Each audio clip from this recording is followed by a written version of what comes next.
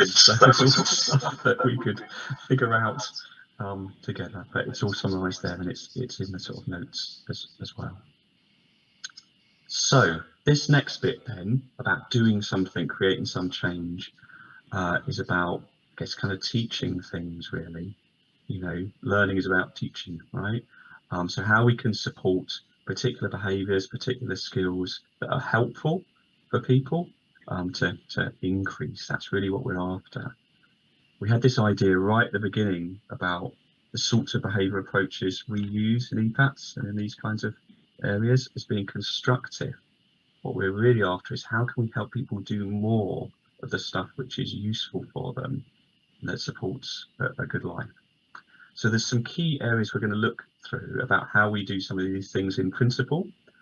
And then again, these sorts of strategies we draw on when we're thinking about increasing communication, when we're thinking about increasing sleep, when we're thinking about helping children develop sort of everyday skills that support their independence and choice making.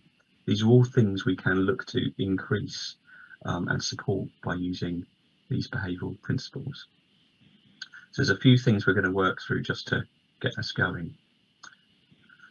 Again, we've got this key idea that these sorts of processes are happening all of the time anyway, whether we kind of mean them to or aware of them or not. It's how we come to do all of the many things we can do.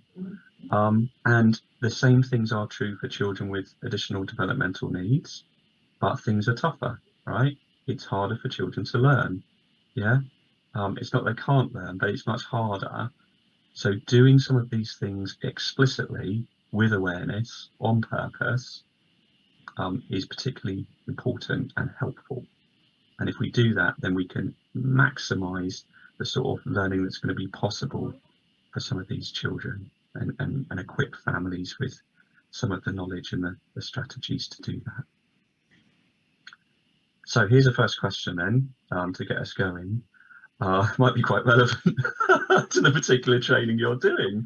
But I'd like you to think about a time or times you've had to learn something new and difficult, something challenging for you, how you felt approaching it, yeah, coming into that, and how someone might best have supported you with that learning.